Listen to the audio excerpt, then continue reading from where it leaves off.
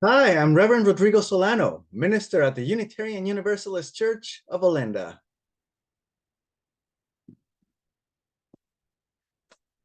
We're almost halfway into spring, and we've now had evidence that it's really happening. With flowers come bees, butterflies, and other pollinators, which we're able to see in our church gardens. Some of you may have personal gardens, or windowsill flower troughs.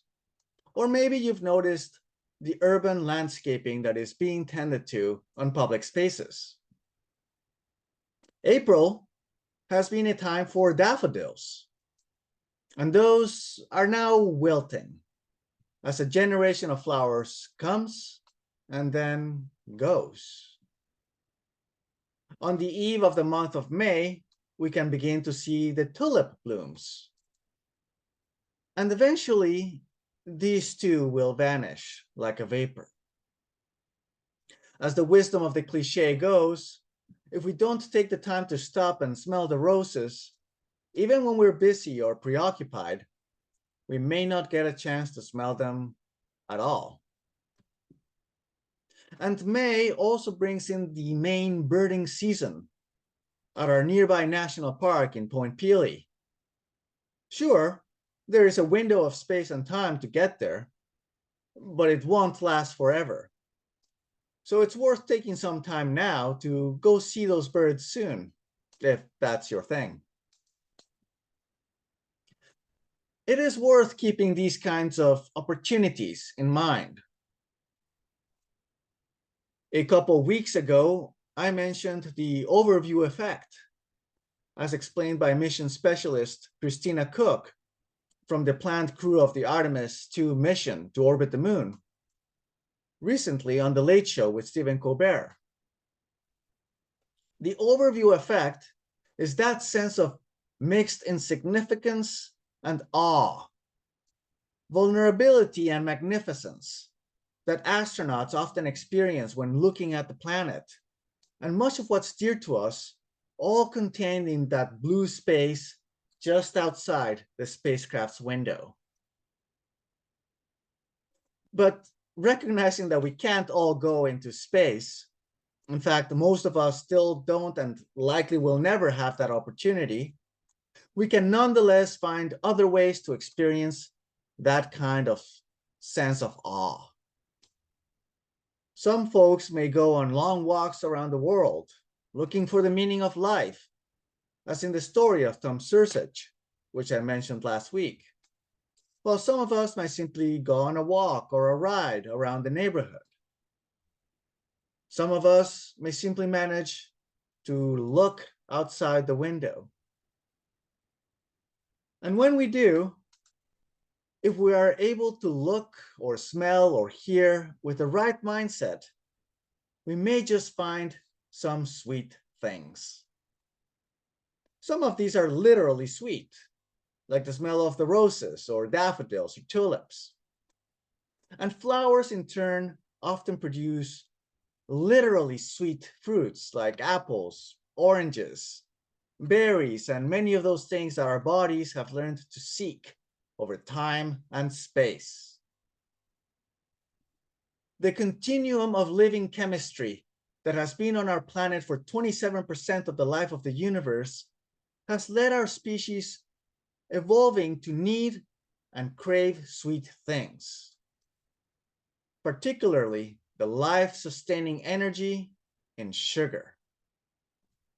Now, sugar is a complicated thing, both in its chemistry and its implications for human health. For one thing, there are many kinds of it. Some of them, like glucose and fructose, give us energy and taste good. Together, they make sucrose, the table sugar that we may be most familiar with. The milk-generated sugar, lactose, is fundamental for us in our early youth, though many of us can't handle it well as we grow up.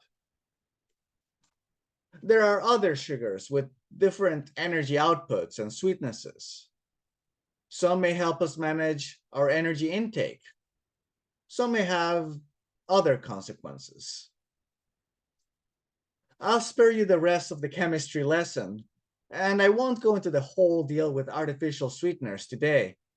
But the fact is that the sweetness receptors in our bodies are no accident. They are there as a primary lifeline.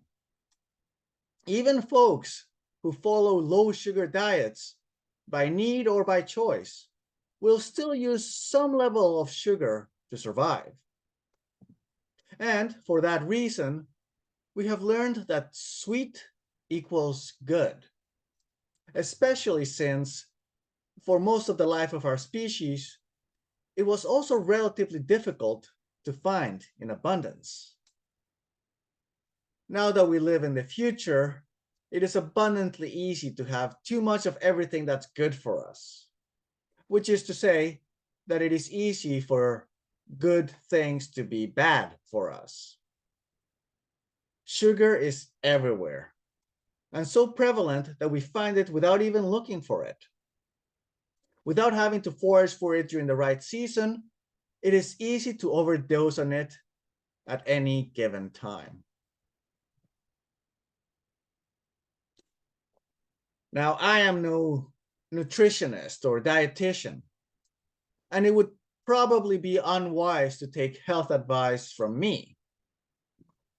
Though it is not a controversial claim in the food world that a balanced diet is key to our well-being.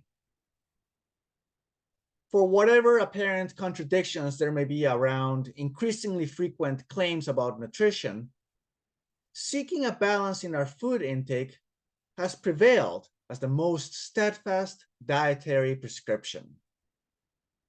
Precisely what that balance means is for each of you to figure out, ideally with the support of people who know what they're talking about.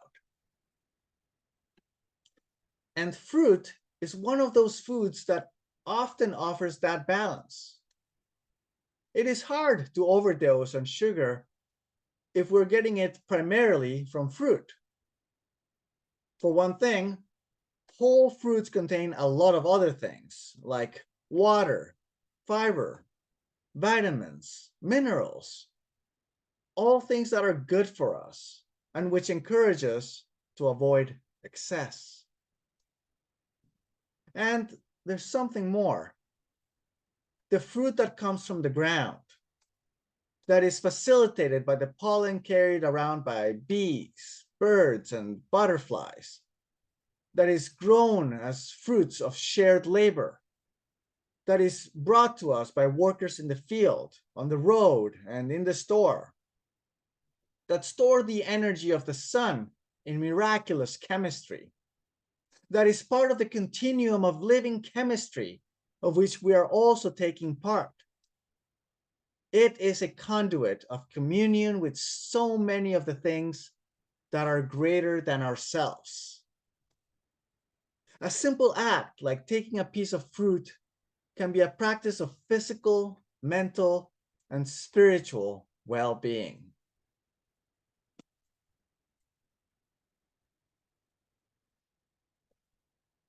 On Easter, I mentioned a so-called loophole by which folks who engage in any kind of Lenten fast or other disciplined spiritual practice may take a break from it on Sundays, a feast day. Of course, it isn't so much a loophole as it is an intentional observation of Sabbath time, by which we allow ourselves to find respite and balance in our lives. By the same token, we talked about how we can flip this dynamic around and observe fasting or other disciplined spiritual practices even in ordinary time, so that we may continue to find balance by paying attention to our diverse needs of toil and leisure.